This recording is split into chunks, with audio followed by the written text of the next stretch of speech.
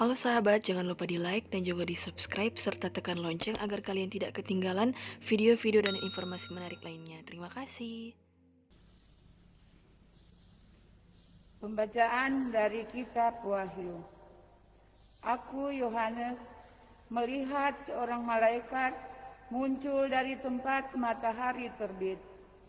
Ia membawa meterai Allah yang hidup dan ia berseru dengan suara nyaring kepada keempat malaikat yang ditugaskan untuk merusakkan bumi dan laut, katanya, "Janganlah merusakkan bumi, laut atau pohon-pohon sebelum kami memeteraikan para hamba Allah kita pada dahinya."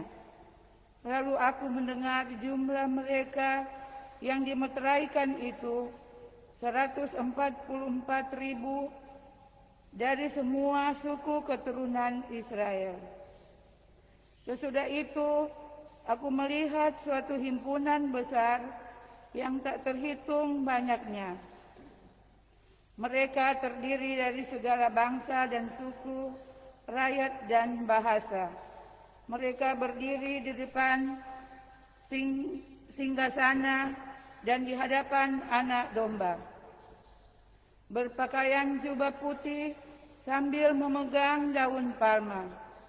Dengan suara nyaring mereka berseru, "Selamat bagi Allah kita yang bertakhta di atas singgasana dan bagi Anak Domba." Lalu semua malaikat berdiri di sekeliling singgasana, orang tua-tua dan keempat makhluk itu. Mereka lalu menyiarap di depan singgasana dan menyembah Allah seraya berkata, "Amin. Pujian dan kemuliaan, hikmat dan syukur, hormat, kuasa dan kekuatan bagi Allah kita selama-lamanya. Amin." Lalu seorang dari orang tua-tua itu berkata kepadaku, "Siapakah orang-orang yang berpakaian jubah putih itu, dan dari manakah mereka datang?" Sahutku kepadanya, "Tuanku mengetahuinya." Lalu ia berkata kepadaku, "Mereka ini adalah orang-orang yang keluar dari kesusahan besar. Mereka telah mencuci bersih jubahnya dalam darah Anak Domba." Demikianlah sabda Tuhan. Syukur kepada Allah.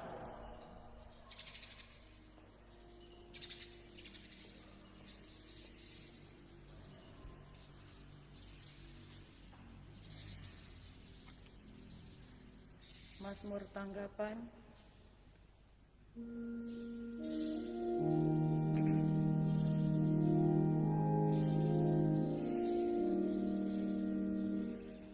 Berbahagialah yang mendiami rumah Tuhan. Berbahagialah yang mendiami rumah Tuhan. Milik Tuhanlah bumi dan segala isinya, jagat dan semua yang diam di dalamnya. Sebab Dialah yang mendaraskan bumi di atas lautan dan menegakkan di atas sungai-sungai. Berbahagialah yang mendiami rumah Tuhan. Siapakah yang boleh naik ke gunung Tuhan? Siapakah yang boleh berdiri di tempatnya yang kudus? Orang yang bersih tangannya dan murni hatinya, yang tidak menyerahkan diri kepada penipuan dan tidak bersumpah palsu. Berbahagialah yang mendiami rumah Tuhan. Dialah yang akan menerima berkat dari Tuhan dan keadilan dari Allah penyelamatnya. Itulah angkatan orang-orang yang mencari Tuhan, yang mencari wajah-Mu ya Allah Yakub. Berbahagialah yang mendiami rumah Tuhan.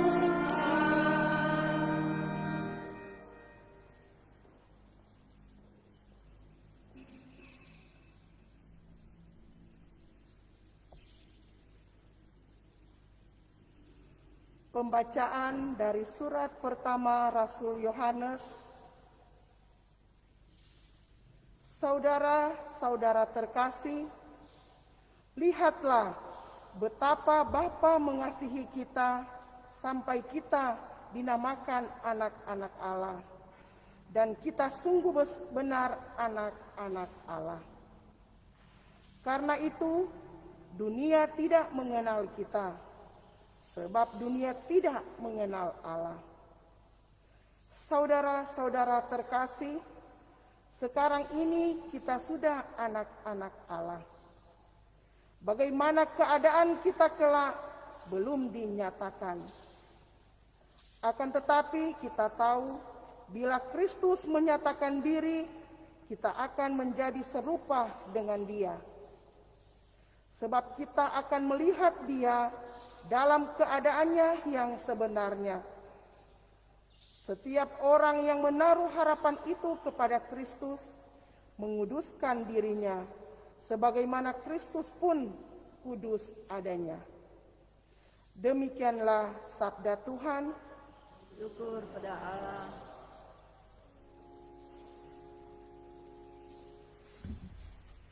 Haleluya, umat bangkit berdiri.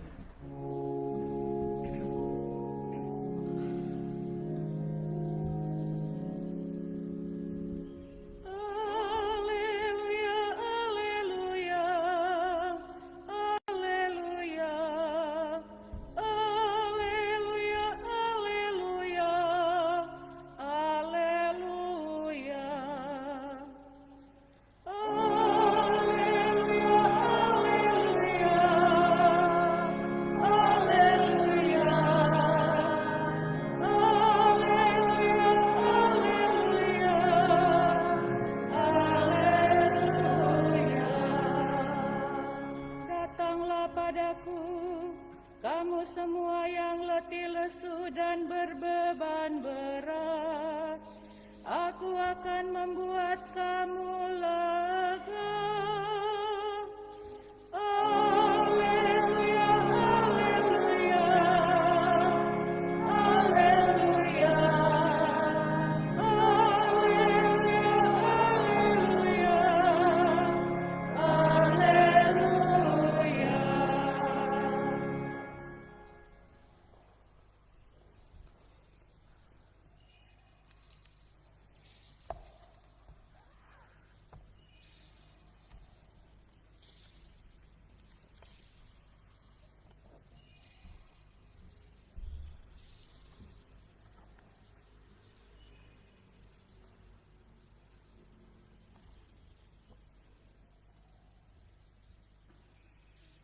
Tuhan sertamu dan sertamu juga. Inilah Injil Tuhan Yesus Kristus menurut Matius.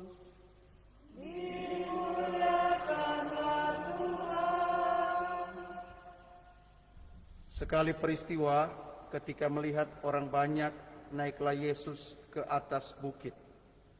Setelah ia duduk, datanglah murid-muridnya kepadanya.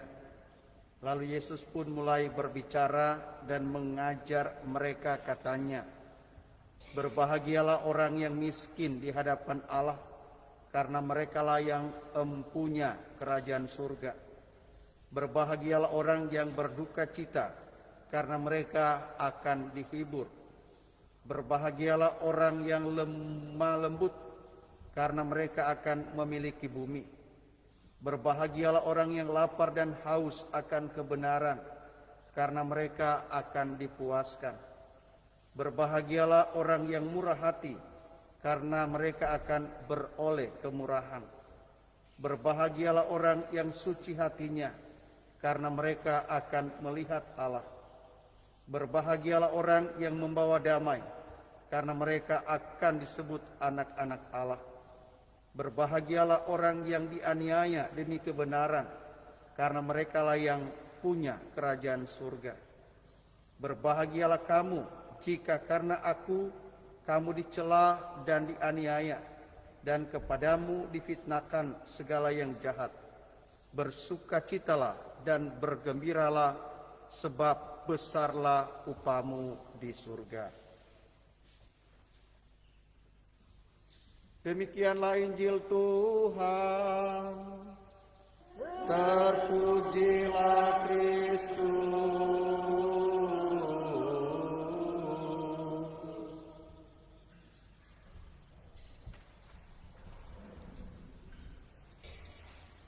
Umat beriman yang terkasih, umatku yang ada di himpunan Paroki Santo Yohanes dan Cornelius Lota, baik yang ada di dalam gereja ini, umat wilayah rohani Santa Familia, tim gugus tugas, tim liturgi, tim komsos, dan umat Allah yang mendapatkan izin dari saya, maupun umat Allah yang ada di Eklesia Domestika Anda di rumah masing-masing yang mengikuti misa ini secara live streaming. Salah satu perjuangan gereja kita yang kita senantiasa doakan lewat syahadat para rasul adalah persekutuan para kudus. Dan kita senantiasa tidak pernah harus takut dan berhenti berjuang, karena ada persekutuan para kudus yang senantiasa mendoakan kita dari hari ke hari. Apalagi masing-masing kita memiliki nama yang mudah-mudahan nama itu adalah salah satu nama orang kudus, sehingga kita secara pribadi ketika kita memakai nama itu secara mistik didoakan oleh orang kudus yang kita pilih. Kalaupun tidak memiliki nama, ketika kita mendapatkan sakramen penguatan, kita memilih nama penguatan yang juga berasal dari orang kudus. Kalaupun tidak, kita pun dalam persekutuan, baik tingkat wilayah rohani, kelompok kategorial, ataupun paroki, berpelindungkan orang kudus. Artinya apa? Kita senantiasa disadarkan bahwa kita tidak berjuang sendirian, sehingga kekudusan bukan sebuah kemustahilan, tapi kekudusan akan semakin gampang manakala kita memiliki ketajaman nurani, keinsyafan budi untuk senantiasa sadar bahwa hidup ini akan indah manakala kita membangun kesesamaan yang bersaudara, bekerja sama, dan saling membantu, sehingga jalan kepada kebaikan dan kebenaran yang menjadi pintu masuk kekudusan akan semakin gampang kita dapatkan. Karena itu, Yesus mengajarkan kita untuk menjadi pribadi-pribadi yang pertama-tama berbahagia. Bahasa sekarang sebenarnya enjoy your life, berbahagia, senang dengan kehidupanmu, tanpa pusing dan cemas dengan rupa-rupa pemikiran dan hal-hal yang belum perlu, bahkan barangkali belum berguna. Tadi dikatakan pertama-tama, berbahagialah orang yang miskin di hadapan Allah. Ini sebenarnya kalau kita bahasakan secara negatif, tidak ada yang kita akan andalkan di hadapan Allah, karena ini semua Allah punya. Dia cuma titip sama masing-masing kita.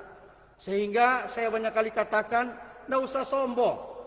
Bahasa positifnya, berbahagialah orang yang miskin di hadapan Allah. Sehingga kalau kita sadar ini semua cuma titipan dari Allah, maka kita hendaknya punya ketekunan dan ketakwaan iman untuk selalu bersyukur dan kembali kepada Allah. Sehingga tidak ada alasan bilang, pastor kok kita sibuk maka kita tidak masuk gereja. Tidak ada. Pastor kita ada urusan sini sehingga saya tidak masuk gereja. Pastor kita ada tender besar maka kita tidak masuk gereja. Bukan. Orang yang punya ketajaman iman dan kecerdasan nurani, dia senantiasa selalu menyediakan waktu untuk bersujud syukur kepada Allah. Ini bahasa Yesus, berbahagialah orang yang miskin di hadapan Allah. Harta, pangkat, jabatan, kedudukan tidak menggantikan kekuasaan, kemahadayaan, dan kebaikan Allah.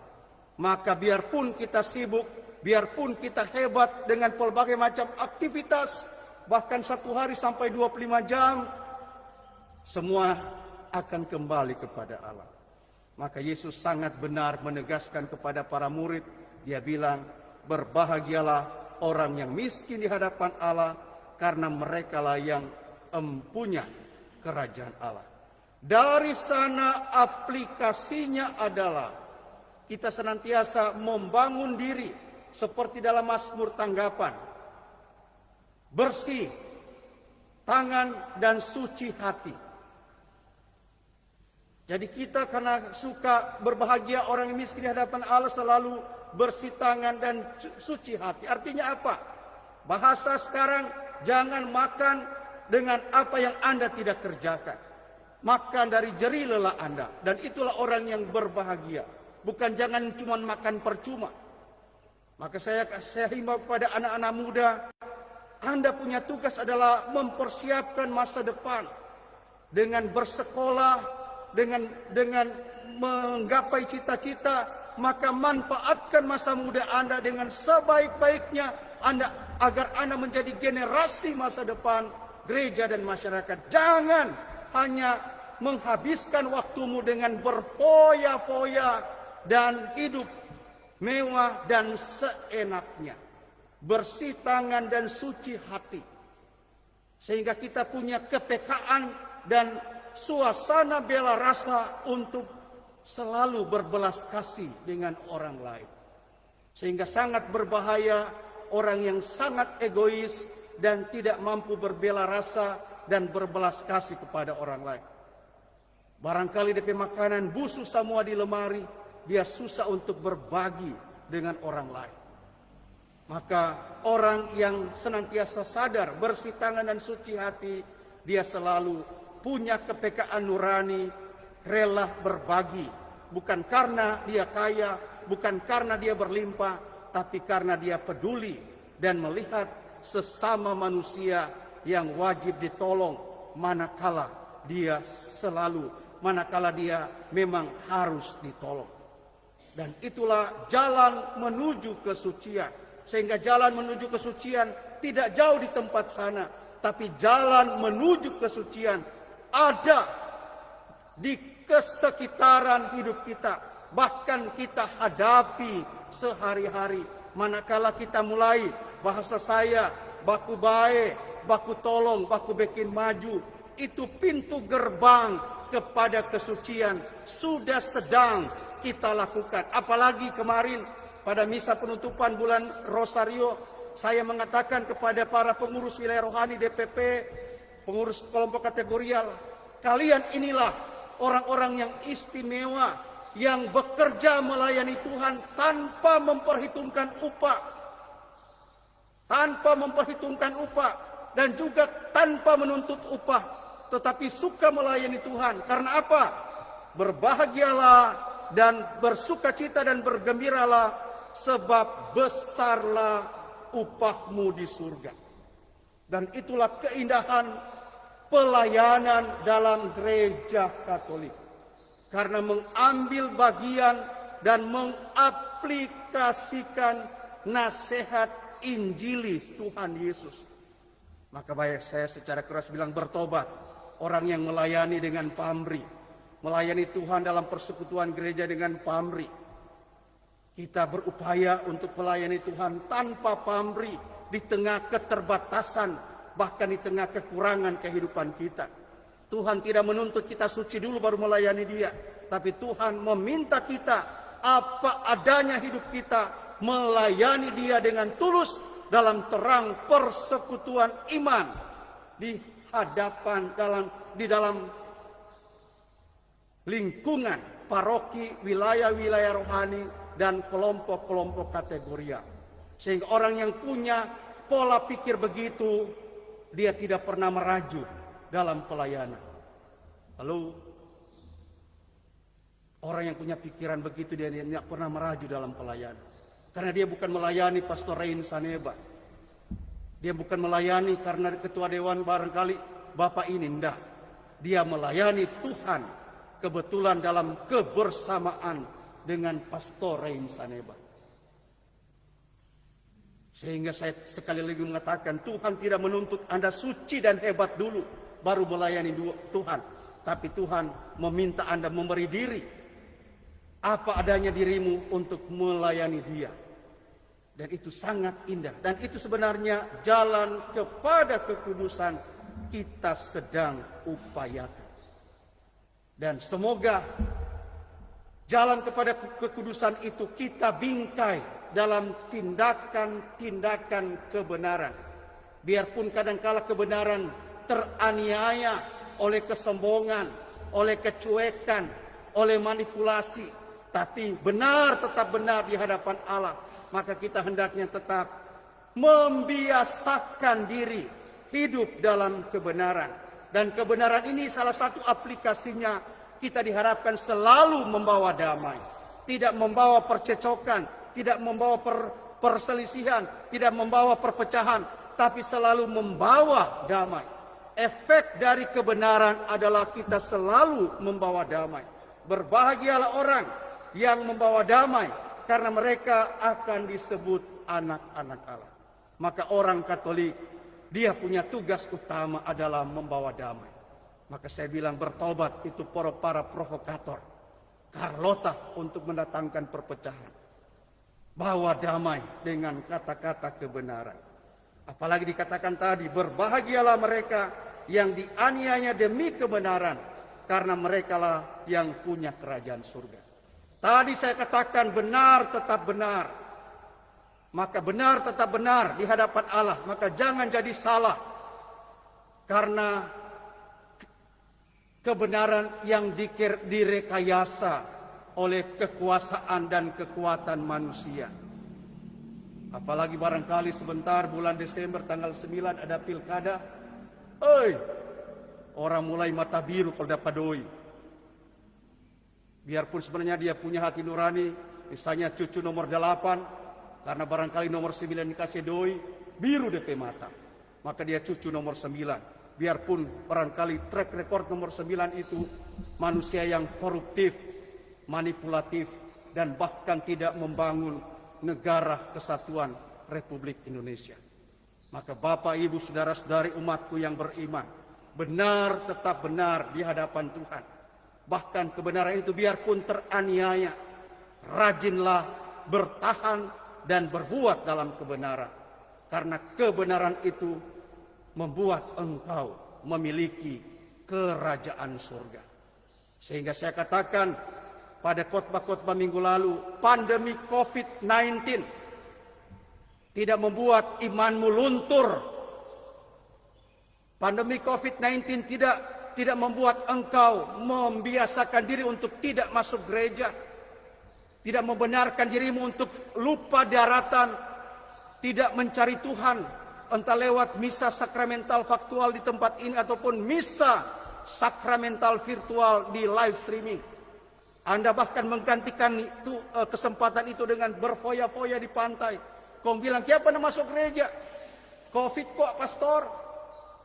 Masuk gereja dulu, baru pergi ke pantai. Jangan habiskan waktumu di pantai sambil membenarkan diri. Covid kok, boleh nak masuk gereja? Boleh kok nak kasih derma? Nah, kalau nak kasih derma, urusan kalian.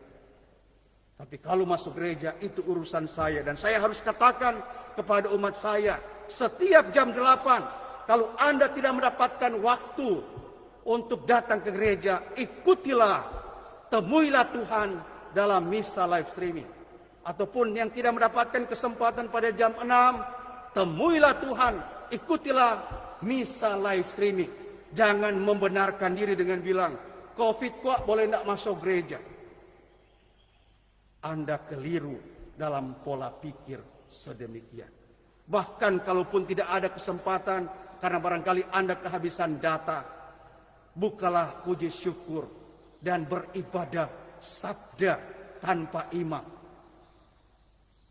untuk berjumpa dengan Tuhan, sambil dengan iman yang kokoh mendoakan komuni kerinduan. Dan itulah saudara-saudariku yang terkasih, jalan kepada kekudusan. Sehingga jalan kepada kekudusan bukan simsalabim, bukan jalan instan, tapi jalan kepada kekudusan sudah sedang kita bangun sejak kita dibaptis sampai peti kematian mengurungi kita. Dan mudah-mudahan ketika peti kematian mengurungi kita, ada kata-kata indah dari Yesus yang kita dengar secara pribadi. Karena waktu kita meninggal sudah terjadi pengadilan pribadi. Bagus sekali engkau, hai hambaku yang setia dan bijaksana, Reini Saneba. Masuklah kepada kebahagiaan Tuhan. Semoga kata-kata demikian menjadi kata-kata akhir yang indah kita dengarkan. Karena kita sudah memperjuangkan kehidupan kita sebaik-baiknya, sebenar-benarnya, sehingga kita sudah menjadi orang kudus yang hidup pada zaman sekarang. Amin.